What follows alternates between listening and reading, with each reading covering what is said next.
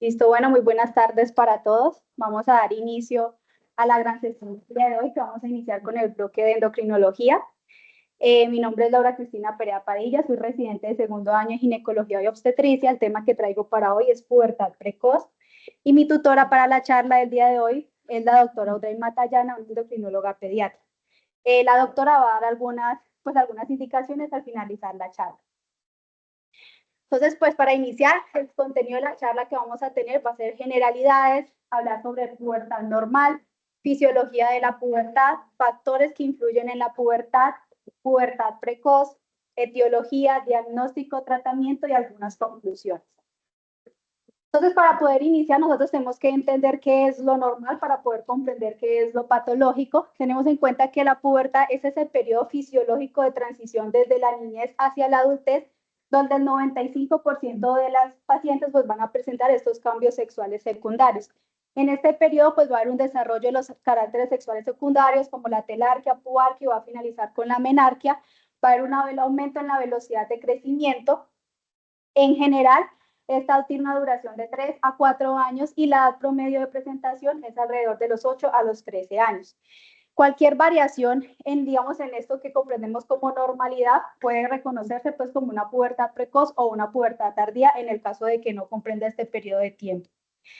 Entonces, para entender por qué se da el inicio de la pubertad, nosotros fisiológicamente vamos a tener unos mecanismos inhibidores y otros estimuladores que dependiendo de la edad de la paciente y en su etapa reproductiva, pues va a tener, digamos, cierta función y son los que de alguna forma decirlo, van a disparar a que se dé ese proceso de pubertad.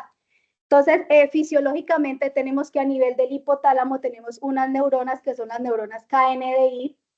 Estas se encargan de secretar quispeptina y neuroquinina B, que son unas sustancias que tienen la capacidad de estimular las neuronas de GNRH para permitir que en este periodo de tiempo se empiecen a dar esos pulsos de GNRH donde va a haber una estimulación de la hipófisis, de la adenohipófisis, para poder producir lo que es FSH, LH y consiguiente pues generar una estimulación a nivel de los ovarios y empezar toda la producción de las hormonas sexuales.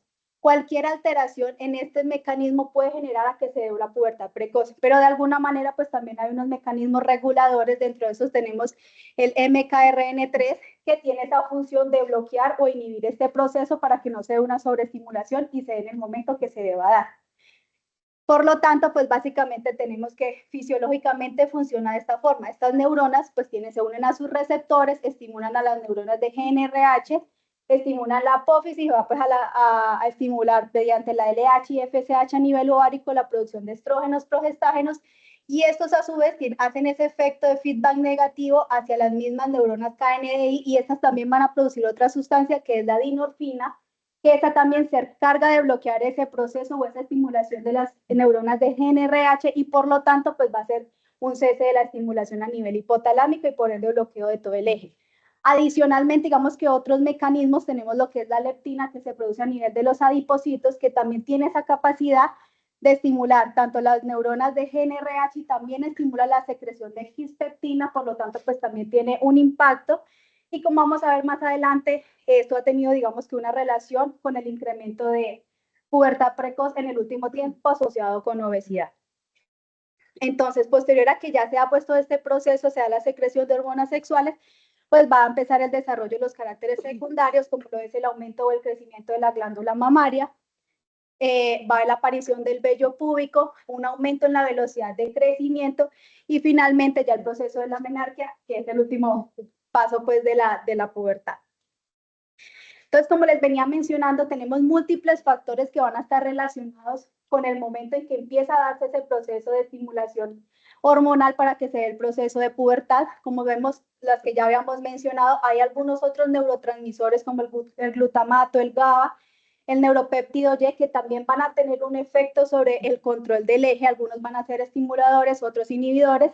La leptina, grelina, el neuroestradiol también tienen esa función y cualquier mecanismo que nos altere, bien sea por una alteración genética donde se codifican estas moléculas, va a generar a que se pueda presentar la pubertad precoz.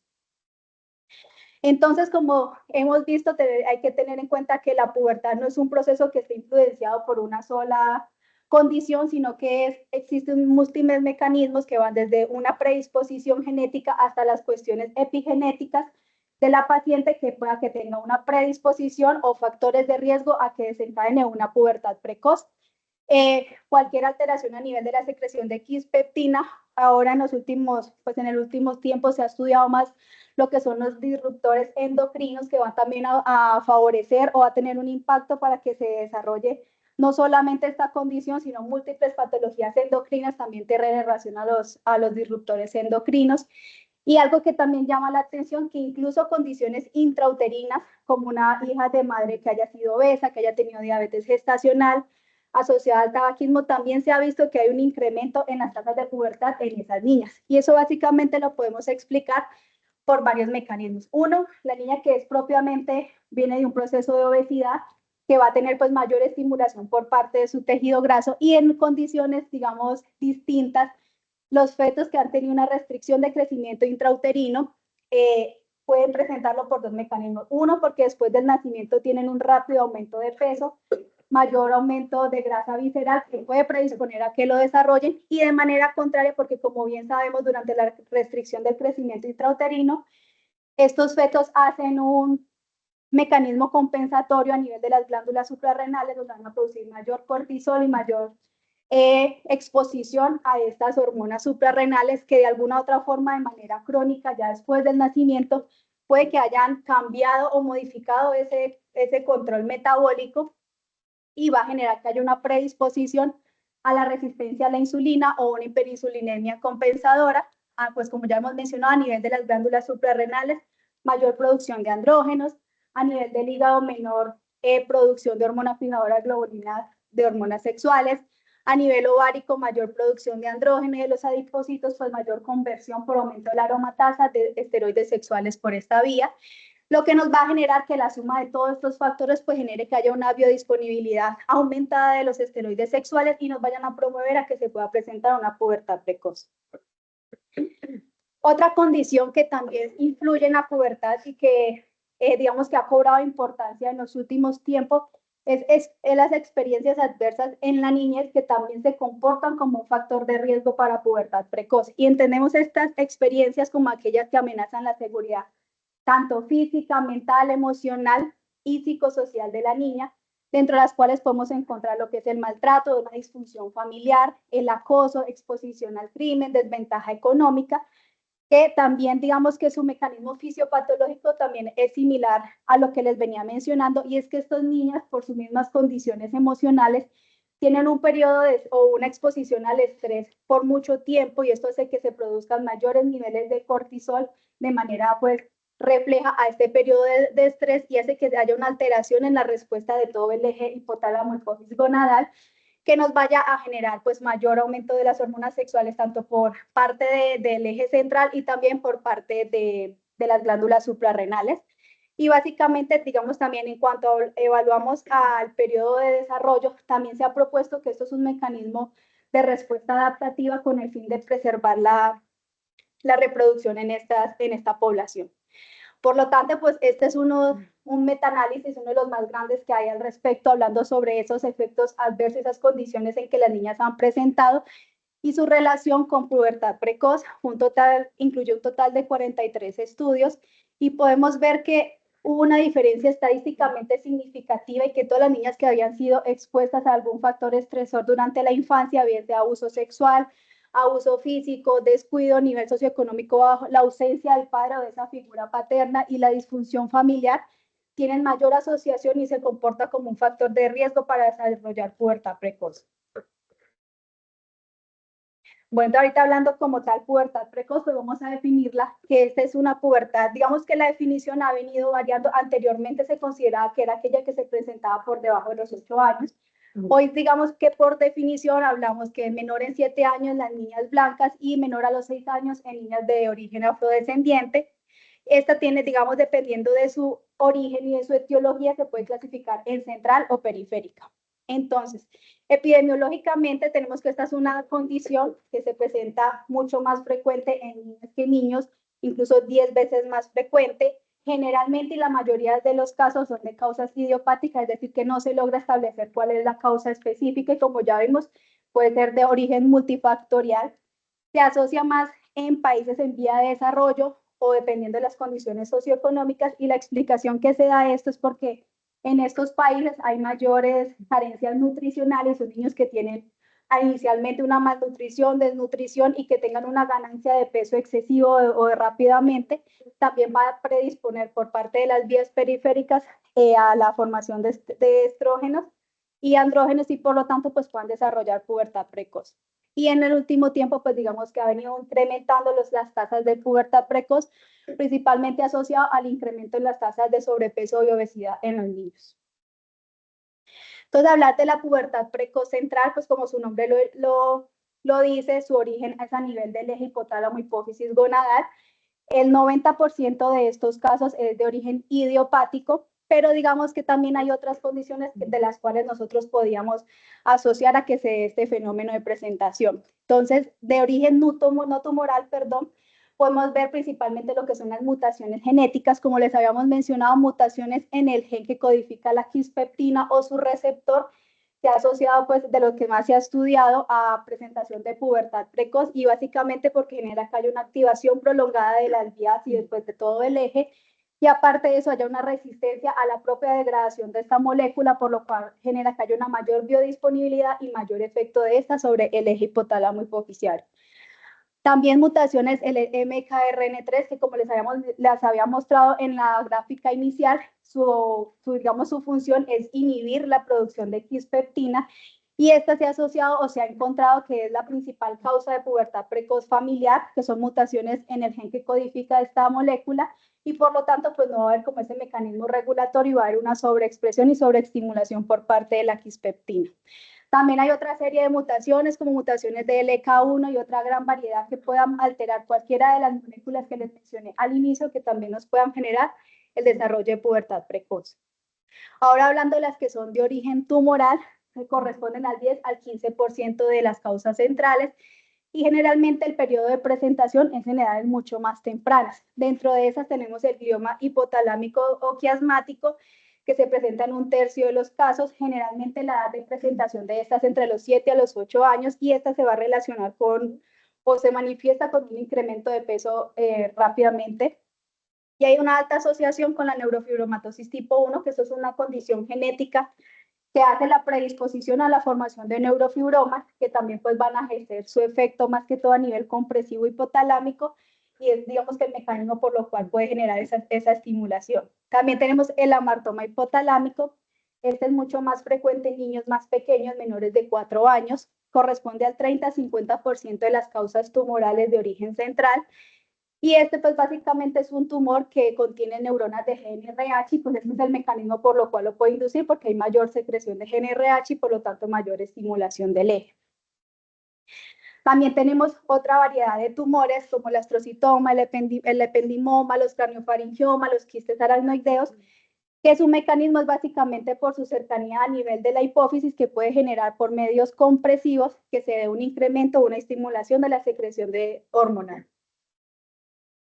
También se ha asociado con otros trastornos que no son ni tumorales ni genéticos, que son por lesiones directamente del sistema nervioso central, como lo son encefalitis, parálisis cerebral infantil, abscesos encefálicos, los granulomas sarcoideos, tuberculosis hipotalámica, traumatismos, hidrocefalia, epilepsia, displasia septo-óptica o mielomeningocele. Cabe resaltar que, digamos, todas estas pacientes que la causa sea de origen del sistema nervioso central, bien sea por tumor o por alguna otra de esas alteraciones, generalmente ellos también pueden presentar, aparte de la pubertad precoz, síntomas neurológicos que pueden ir desde trastornos visuales a incluso hasta pacientes con epilepsia o deterioro de su neurodesarrollo.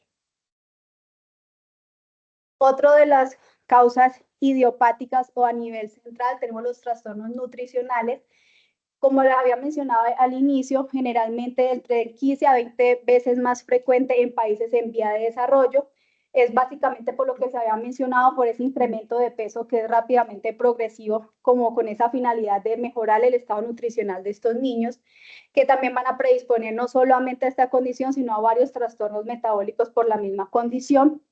Pues cuando uno busca en la literatura lo relacionan con la pubertad precoz de la adopción y es básicamente por ese mecanismo que son niños que vienen con carencias nutricionales y que en este momento empiezan a mejorar su estado nutricional y ese cambio brusco en su composición y en su estado nutricional pues va a generar alteraciones a nivel endocrinas y principalmente en aquellos que tengan cierta predisposición genética para presentar.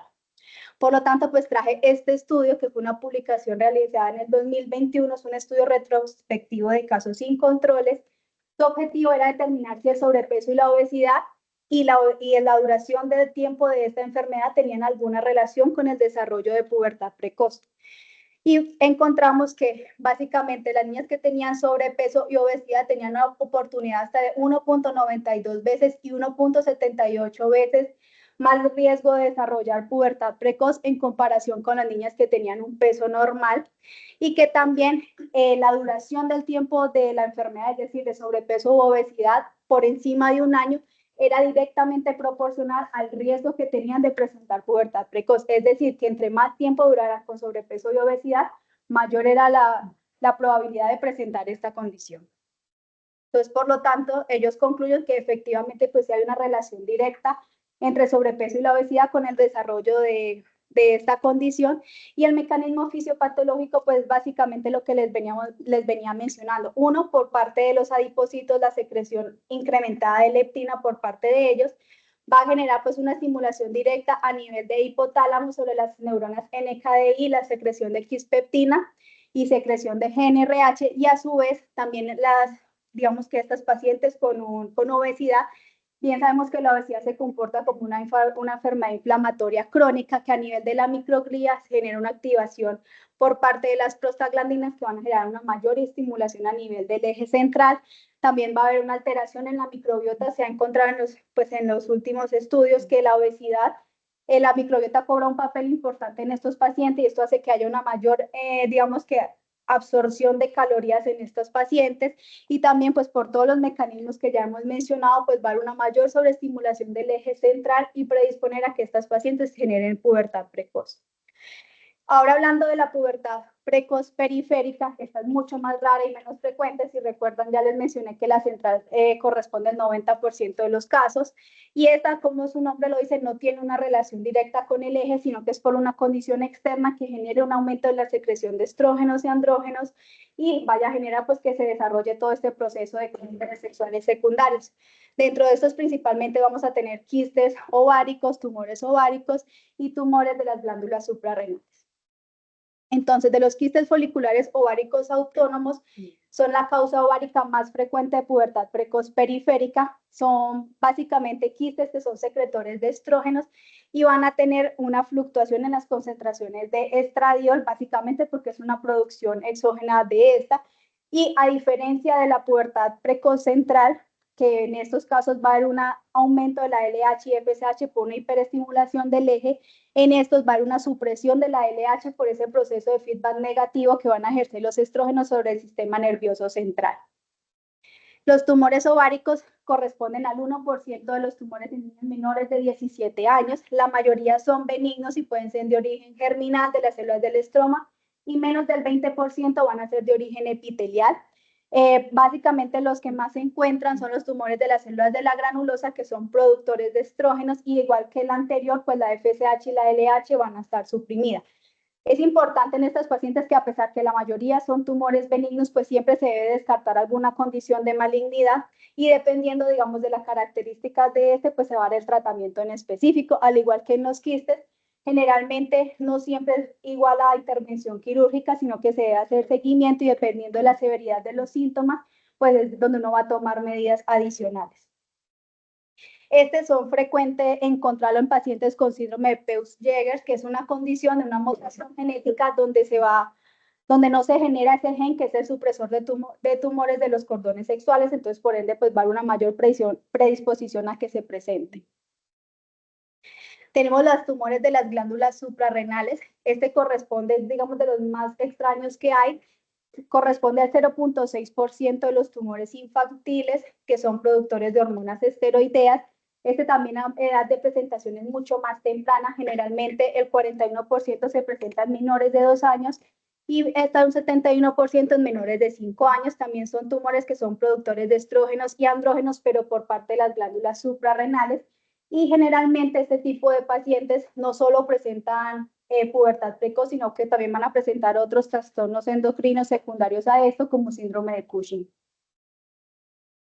Esta es otra condición que es el síndrome de McCune-Albright, que es una alteración genética, una mutación en el gen GNAS1, que clínicamente se va a manifestar con una triada que son manchas de café con leche, una displasia fibrosa poliostótica con quistes óseos, que esto básicamente es un proceso de resorción ósea donde ese tejido óseo se transforma en tejido fibroso y simula como una cicatriz a nivel de los huesos, y pubertad precoz. Esto, para poder que, digamos, uno sospeche este diagnóstico, debe cumplir mínimo de esas dos condiciones para darlo, y básicamente estas pacientes también suelen presentar, como es un proceso sindrómico, muchas más alteraciones y trastornos endocrinos asociados pues a esta mutación. También el hipotiroidismo infantil. Generalmente uno siempre asocia más hipotiroidismo con retraso del neurodesarrollo, pubertad tardía, deterioro pues, o disminución en el crecimiento. Sin embargo, se ha encontrado que también es una causa infrecuente de pubertad precoz y generalmente en episodios que son secundarios a tiroiditis de Hashimoto, y el mecanismo fisiopatológico es por la relación o digamos la similitud en cuanto a la molécula de TSH y FSH, que hace que esta TSH pueda unirse a los receptores de FSH a nivel periférico y genere que se empiecen a producir lo que son estrógenos y progesterona a nivel ovárico, y por ende se desarrolla este proceso. Es mucho menos frecuente y generalmente ellas van a presentar pues su desarrollo mamario, la aparición de caracteres sexuales secundarios como el aumento de los labios mayores, pero generalmente en cuanto al crecimiento, o que es típico pues en las pacientes con pubertad precoz que sea mucho más rápido, en estas pacientes generalmente no lo presenta. También puede presentarse por otros mecanismos como son iatrogénicos en los casos del uso de tónicos, lociones, mascarillas que tengan dentro de sus compuestos estrógenos, alimentos que estén contaminados o que por alguna razón hayan tenido contacto con hormonas. Y algo que también, lo que les mencionaba, ha cobrado importancia son los disruptores endocrinos, como la exposición a bifenilos, polibromados y una gran cantidad de sustancias organoclorados que están en diferentes cosas que nosotros utilizamos el día a día: plástico, cosméticos, lociones, las baterías. Todas estas pueden tener alguno de estos componentes y de alguna u otra forma estos tienen un efecto, bien sea estrogénico, androgénico, que nos van a generar que estas pacientes pues tengan mayor riesgo y mayor predisposición a presentar pubertad precoz. Entonces, básicamente, fisiopatológicamente, vemos aquí en la gráfica de la izquierda que este es el comportamiento de la pubertad precoz de origen central, que vamos a tener básicamente LH y FSH elevadas por una hiperestimulación por parte del hipotálamo a la hipófisis, mayor producción de LH, FSH, estimulación a nivel de las gónadas y por ende pues el incremento de tanto estrógenos y progesterona. Y de manera contraria, los que son de origen periférico, vemos que la FSH y la LH, por el contrario, van a estar suprimidas, y es básicamente porque esas, bien sea esos quistes, tumores o esa secreción de otro origen de estrógenos, van a generar que haya ese efecto de feedback negativo sobre el hipotálamo y la hipófisis. Se va a bloquear la secreción tanto de GnRH, FSH y LH, y por eso es que en estos casos va a estar disminuida. Y de alguna otra forma, pues ambos van a finalmente presentar o generar la estimulación del desarrollo de caracteres sexuales secundarios. ¿Cuáles son las principales complicaciones entonces? Y es la importancia de nosotros dar un adecuado tratamiento a estas pacientes. Uno, es talla baja. Si nosotros vemos cuando se da todo el proceso de pubertad, el proceso donde hay una mayor velocidad de crecimiento en las pacientes, pero en el momento de la menarquia hay un cese de esta velocidad y generalmente de manera, digamos, paradójica, va a haber un detenimiento en el crecimiento y estas pacientes tienden a tener una talla madura baja. Va a asociarse a una menopausia precoz. Entre más temprano sea la pubertad, pues menor va a ser la reserva ovárica en edades futuras.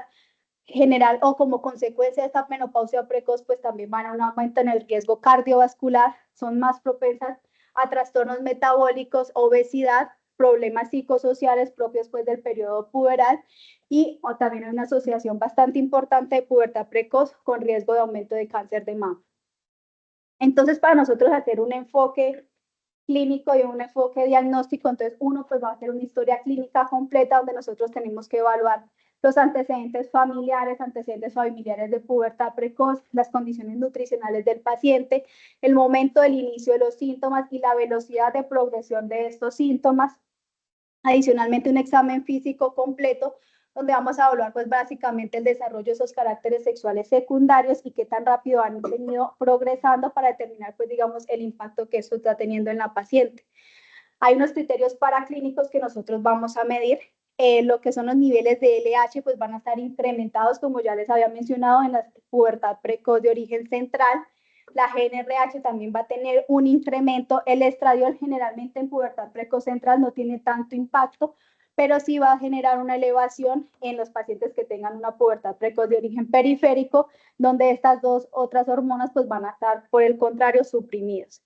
Y en cuanto a los estudios imagenológicos que los vamos a utilizar tanto para diagnóstico como para seguimiento, es uno pues básico, perdón, una ecografía pélvica donde vamos a evaluar pues uno, el tamaño, la morfología del útero, el volumen de los ovarios y algo que también es muy importante es determinar la edad ósea de estas pacientes, que generalmente su edad ósea va a estar mucho más avanzada que la edad cronológica real de la paciente y esto es uno de los marcadores que más, digamos, preocupación genera porque de alguna otra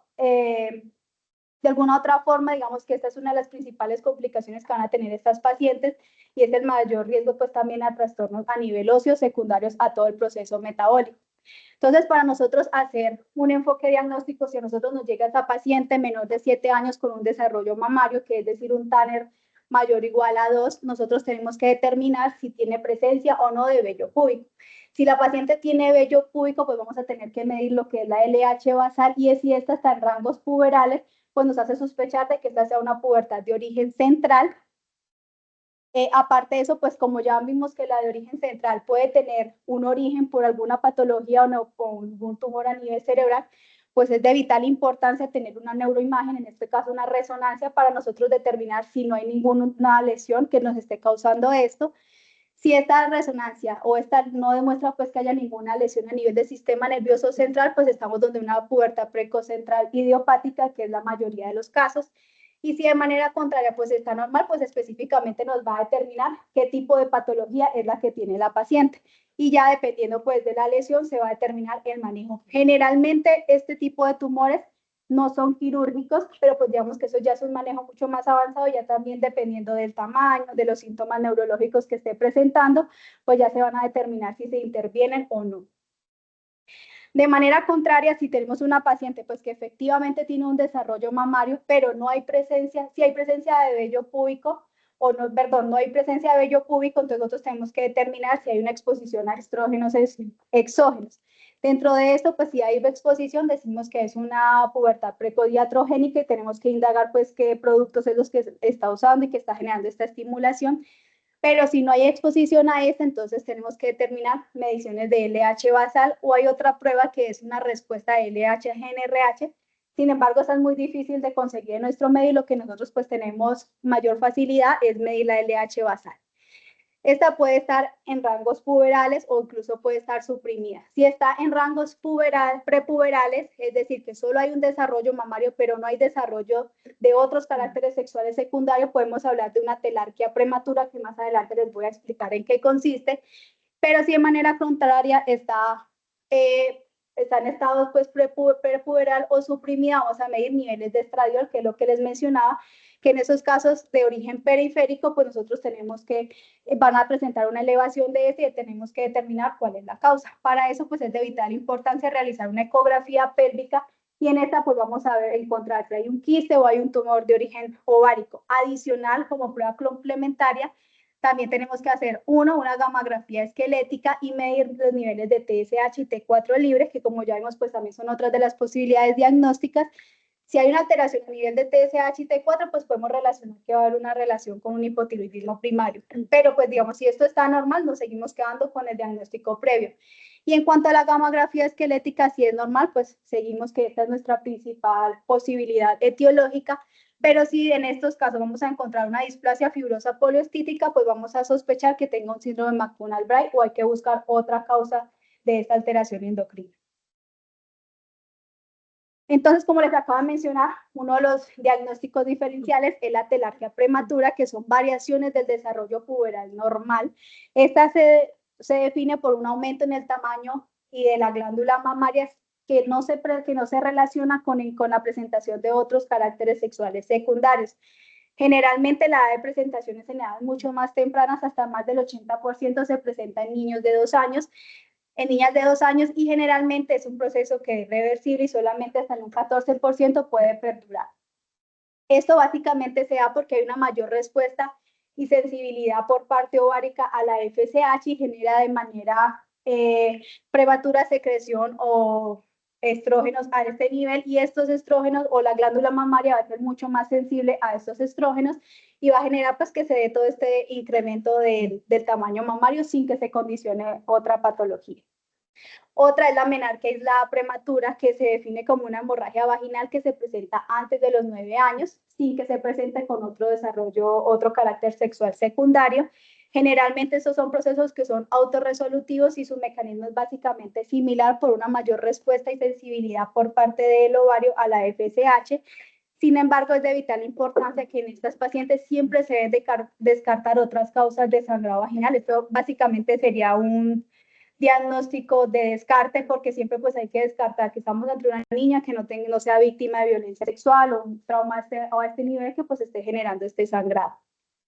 También tenemos lo que es la adrenarquia prematura o pubarquia prematura, que es la aparición de vello púbico en las axilas, comedones, acné u otros signos puberales, principalmente por mayor producción de andrógenos, que dentro de esta la causa pues va a ser por un hiperandrogenismo suprarrenal prematuro y leve, que generalmente esto es una condición también benigna y es por mayor sensibilidad a la producción de estas hormonas. Generalmente es más frecuente encontrarlo en niñas que son obesas por mayor pues, estimulación a nivel de las glándulas suprarrenales, y a pesar de que no es una condición patológica, sí hay una cierta relación o hay un incremento en el riesgo en que estas niñas que presentan este tipo de condiciones, pues hay que hacerles un seguimiento porque tienen mayor riesgo de que se pueda presentar síndrome ovario poliquístico, hiperinsulinismo, dislipidemia y resistencia a la insulina. Entonces, básicamente, pues esto es una tabla que resume todo lo que les he mencionado. La pubertad precoz, pues de origen central, idiopática, vamos a ver pues lo que es los niveles de LH que van a estar aumentados. Las de origen periférico, vamos a tener pues los tumores, los quistes, los tumores suprarrenales, que pues de manera contraria aquí va a haber un incremento de los niveles de estradiol, pero los niveles de LH y FSH van a estar disminuidos. La telarquia prematura, que se va a comportar como un diagnóstico diferencial de pubertad precoz, la adrenarquia prematura, la hiperplasia suprarrenal congénita y los síndromes, tanto el síndrome McDonald-Bright o el hipotiroidismo primario, pues que también digamos que sus alteraciones a nivel hormonales pueden estar presentes. Entonces, cuando vamos a hablar de tratamiento, nosotros tenemos unos objetivos específicos de por qué a estas pacientes les vamos a dar tratamiento.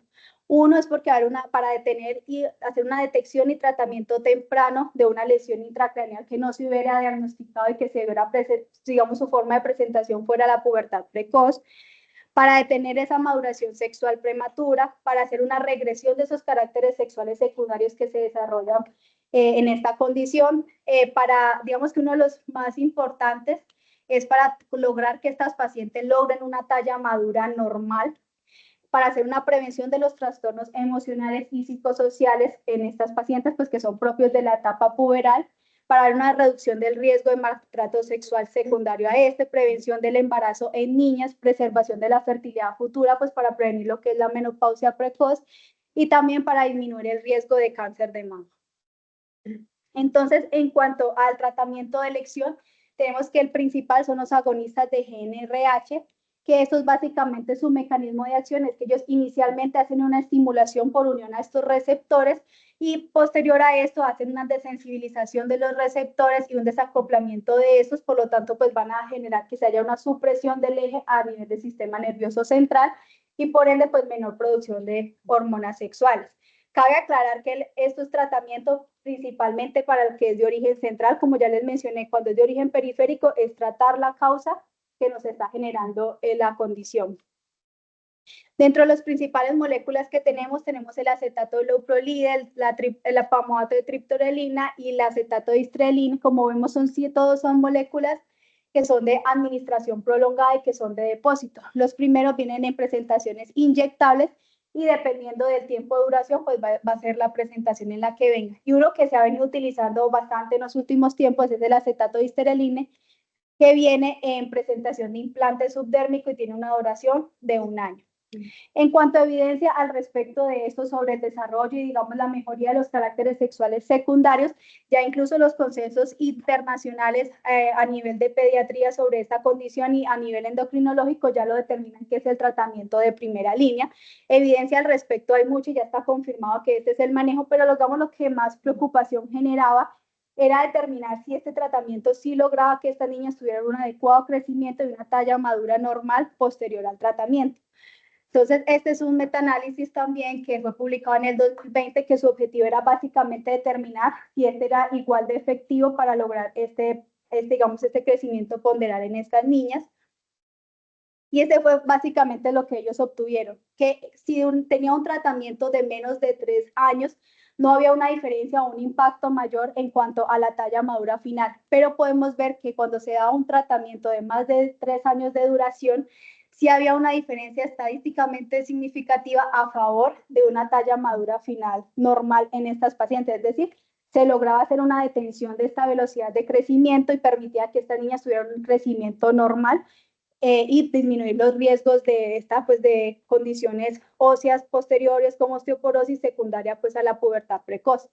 Y también demostraron que independientemente de la edad en que se inicie el tratamiento, bien sean menores de 8 años o mayores de 8 años, el impacto sigue siendo el mismo y que básicamente concluyen que la principal importancia en este tipo de tratamientos que son efectivos es la duración del tratamiento, es decir, tratamientos prolongados para poder que tenga un impacto principalmente en este parámetro. Otras alternativas de tratamiento que se utilizan más como coadyuvantes, pues se ha estudiado lo que es acetato de medroxiprogesterona, acetato de ciproterona, que pues su mecanismo de acción es porque al administrar el medicamento o bueno, la molécula de manera exógena, pues va a ser una inhibición a nivel del sistema nervioso central o del eje central de la secreción de las hormonas sexuales.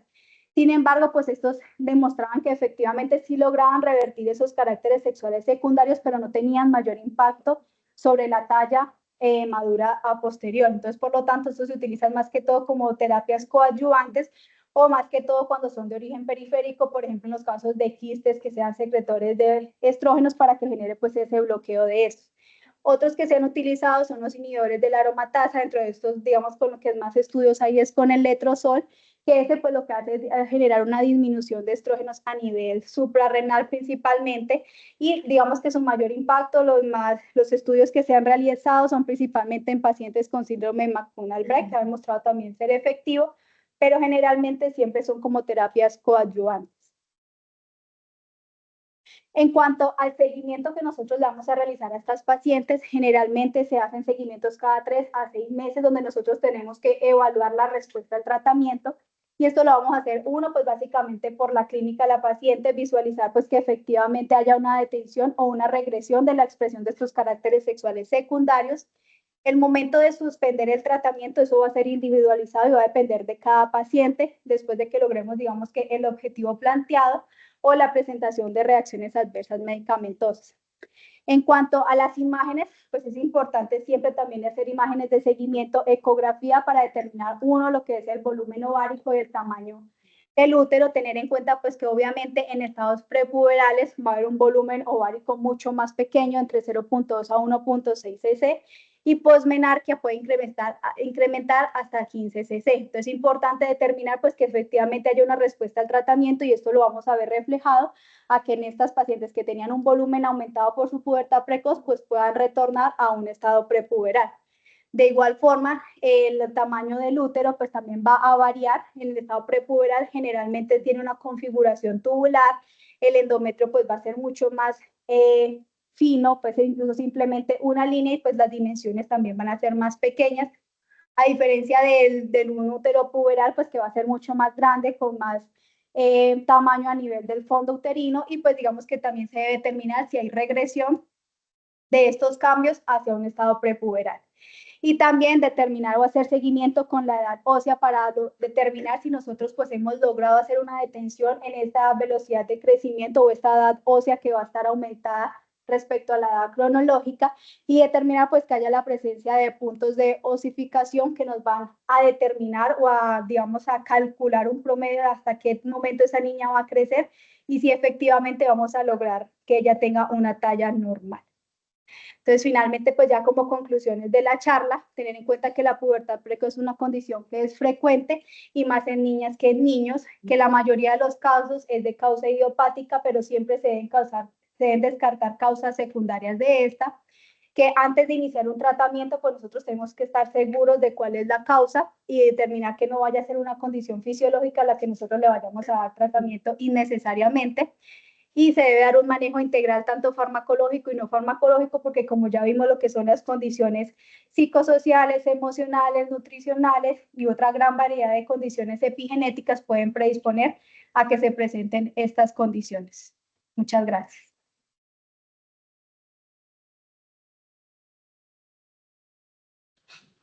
Doctora Matallana. Sí, señora. Bueno, Laura, te felicito. Tu revisión muy completa, muy completa. Lo hiciste en un tiempo récord. Te felicito.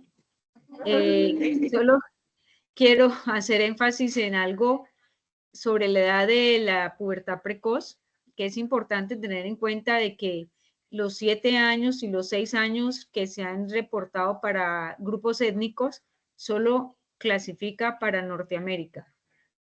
Para Colombia no tenemos estudios y por eso seguimos utilizando menos de 8 años. No usamos el grupo étnico de 6 y 7. Entonces, ¿por qué Norteamérica? Porque solo fue un estudio que se hizo solamente en Estados Unidos y solo se ha podido demostrar en Estados Unidos. Y, por ejemplo, en Holanda intentaron hacer un estudio parecido al de Estados Unidos y midieron LH y encontraron que no era realmente una pubertad precoz central, sino que era realmente algo periférico que podía estar influido por la parte ambiental. Entonces, para hacer estudios en Colombia, pues no podemos hacerlos, o sí se pueden hacer, pero tienen grandes connotaciones éticas, porque realmente la definición exacta es la aparición de la telarca, 2 desviaciones estándar con relación al promedio de la población de referencia. Entonces, para eso hay que tomar una población normal, ir a los colegios, revisar la telarca de todas las niñas sanas por método palpatorio, revisar si tienen vello púbico, y eso tiene connotaciones éticas, por lo cual es muy difícil hacer un estudio de pubertad en una población normal en nuestro medio. Entonces, seguimos usando 8 años. Pero también quería hacer énfasis en algo, Laura, y es lo siguiente. Nosotros sabemos que hay condiciones ambientales, y tú lo dijiste, que pueden llevar a pubertad precoz. Si yo tengo una niña que viene de zona rural, yo sé que en la zona rural la pubertad empieza más tardía que si viviera en la zona urbana. Entonces, si esta niña viene de una zona rural donde el grado de desarrollo de esa zona rural no es marcado, y empieza a telarca a los 8 años, que por definición diríamos, uy, eso es normal, para esa zona rural, no. Para venir de zona rural es altamente sospechoso porque ella debió haber empezado después, no a los 8. Puede que esté a los 8 normal, pero por el hecho de venir de zona rural ya él levanta alarmas. Entonces también hay que individualizar ciertos aspectos con esta población. Bueno, no sé si tienen preguntas, no tengo nada más que agregar, felicitar a Laura por su presentación. Gracias, doctora. Profe Milton. Ángel. Doctora Ángel. No, muy didáctica, felicitaciones, Laura, muy didáctica tu charla y de verdad no tengo preguntas, solamente felicitaciones. Gracias, profe. Profe Milton.